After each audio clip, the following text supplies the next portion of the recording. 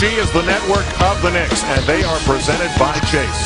It's a rare high noon encounter between the New York Knicks at 4 and 6 and the New Orleans Pelicans at 1 and 8. Carmelo Anthony and the Knicks take the floor trying to figure out their home court advantage. They have just one win so far early in the season. And as always, we'll watch it all begin together from the Chase Bridge under the iconic ceiling at the world's most famous arena. Good morning, everybody, and good afternoon. I'm Al Troutwig. It's a rare time for the game to be started today at Madison Square Garden. Rangers hockey coming up later on tonight.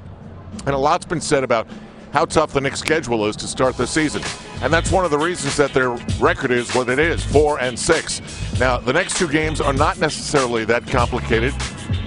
Pelicans and Hornets, but then 4 games on the road, and nothing is easy on the road in the NBA. For more on today's game, we go to Mike Breen and the one and only Walt Clyde Frazier. Mike? Al, thanks. Good afternoon, everyone. Today ends a week that was full of nail-biters for the Knicks fans. 3 games all going down to the final minute, even the final seconds. And in the last 2, the Knicks struggled in that fourth quarter. 2 winnable games, but only scored 14 points in the fourth quarter at Charlotte and only 12 points in the fourth quarter Friday here at the Garden against Cleveland. 2 good games, but the Knicks come up short. But despite not able to finish those 2 winnable games, the players say their confidence is not shaken. See how we lost the game, to see how close we were at winning that game.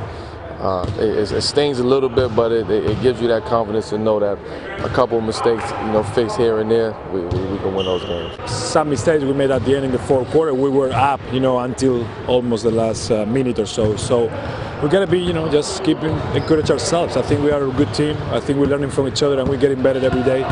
It's tough to get these losses sometimes, the way they came the last 2. But we got to keep working. I think when you win or you lose, you have to learn from those games.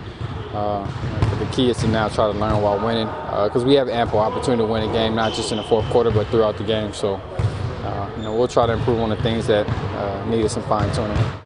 So the players taking the right positive approach, Clyde. Obviously, those games slipped through their fingers, but at the same time, there are some positives for a team that's still getting used to each other. Yeah, Mike, and that's about confidence, folks.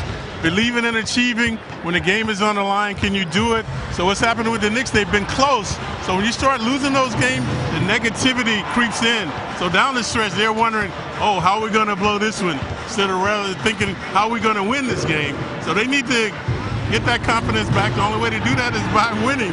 So they need to start this afternoon trying to be victorious at home. Against a Pelicans team that is 1 and 8, and this was supposed to be the year they took the next step. Last year, the 8th seed, they made the playoffs, and they're sure hoping for more. But they've been ravaged by injuries. However, good news for the Pelicans. Anthony Davis, after missing 2 games with a hip injury, is back, and he's in the starting lineup. And that's trouble for any opponent, Clyde, because this young man is special. Yeah, he's a tremendous player. They think he's going to be one of the greatest ever. Last 2 seasons, led the league in block shots, run the court with abandon. So a very provocative player.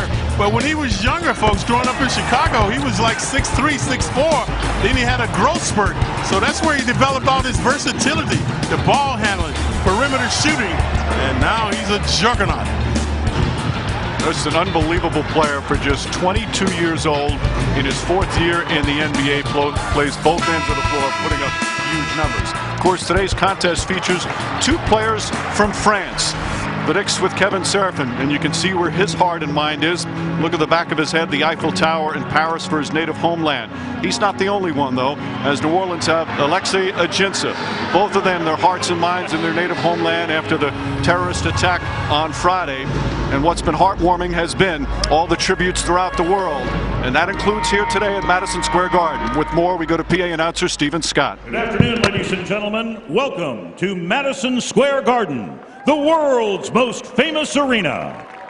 Today's matchup features the New Orleans Pelicans versus your